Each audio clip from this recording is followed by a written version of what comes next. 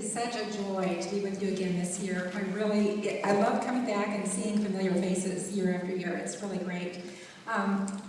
Just a little brief bit about myself. I wear a number of different hats besides being a multi-published author, which is what I'm here in that capacity tonight.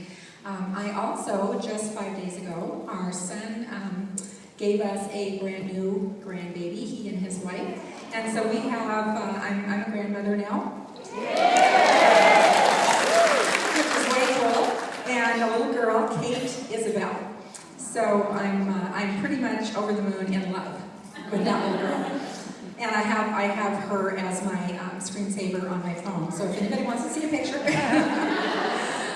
Besides that, I am a multi-published author, but I'm also a minister, licensed minister with Grace. I have the credentials with Grace. And then I'm also certified with the American Association of Christian Counselors. So I work under that capacity at our church also as far as doing counseling and ministry with women. And that's where my heart really is and has been for many, many years. I also speak occasionally to women's groups, to historical societies, book clubs, that type of thing. So I do tend to have kind of a busy life. I've got 7 books out right now, and I have 6 under contract.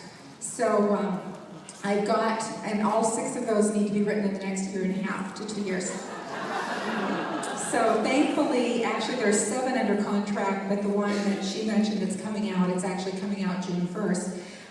It's written and it's done, and I don't have to do anything more with it. The second one is written and done in the series. And then number 3, I'm about halfway through writing right now. So that leaves me 4 books once I finish the one I'm working on, 4 books to finish up. And I'm very excited about that because I'm going into a completely new direction that I've never done before. I just was offered a contract with David Z. Cook, that's my publisher. You're probably familiar with them. They do a lot of the Sunday school material. They do nonfiction as well as fiction. They've been around for many, many years. But they have, I'm just signing a contract with them for the 4-book series for middle grade girls, ages 8 to 12, and it's going to be horse novels. So for your little gals in that age range that are horse crazy, they're going to be clean, they're going to be Christian, they're going to have values, they're going to have life lessons in them, and the first one in the series will come out next summer, a year from this summer. I'm really excited about it. So I've been looking forward to and anticipating this conference now for several months for a really special reason. My publisher that I absolutely love, when I signed this contract with Cook a little over a year ago, I had no idea that I was going to be so in love with this company. They are so good to me. And they made a decision that's going to impact each one of you besides. I'll just explain to you real quickly. Tab, could you bring my bottle of water up? It's on the chair right there. Thank you. Thanks. There's something that's called an ARC, or an Advanced Reader's Copy, that a publisher typically does.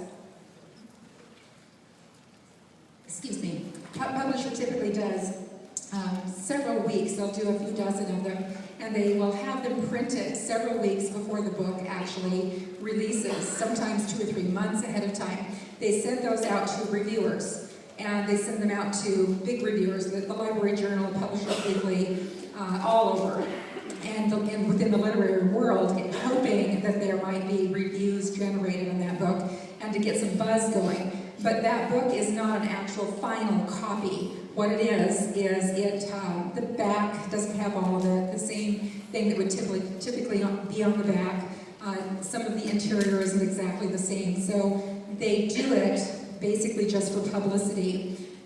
But my publisher decided, and my marketing director and I got together and decided she wanted to have, here it is, 300 copies of these made up, and they paid for them. Special advanced reader copies. These cannot be sold or given to anyone else. They're basically, because they haven't been proofread, the proofreading wasn't done yet, so there could be little errors in the book. It isn't going to be the final copy. They printed 300 copies of this, and I am giving one to every woman here.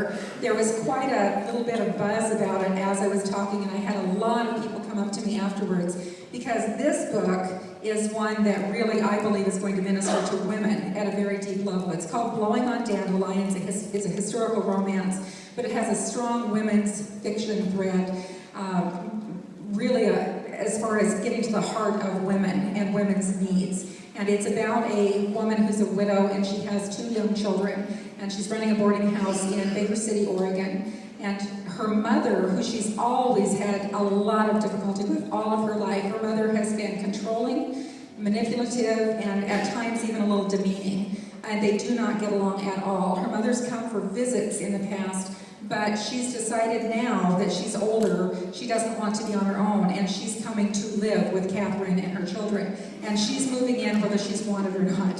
So, you can imagine. There is a romance woven into the story too, but it's about equal with this thread about Catherine and her mother. And I'm truly believing that this book is going to be a vehicle that God is going to use to minister to women, whether you're the mother and you've had difficulty with your daughter, or whether you're the daughter and you've had difficulty with your mother, or you know someone who has. I believe it will minister to you. So it's going to be out on the tables that were there for registration. I'm going to have a couple of my gals there. They're going to be giving them out.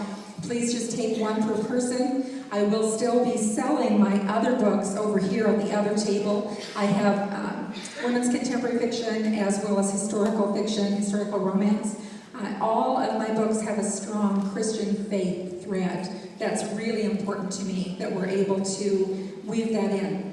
Now, one thing that I want to just pass along here that my marketing director asked me to ask you.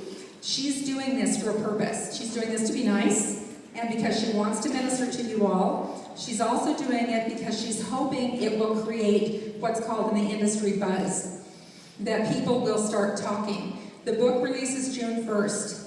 We would love to see at least 50 reviews out there on Amazon, Barnes & Noble, ChristianBook.com, your blog, Facebook. If you are willing to read this book and do a review on it, if you look right inside the very first page, which typically would be your title page and then your copyright page, this is kind of different in this book.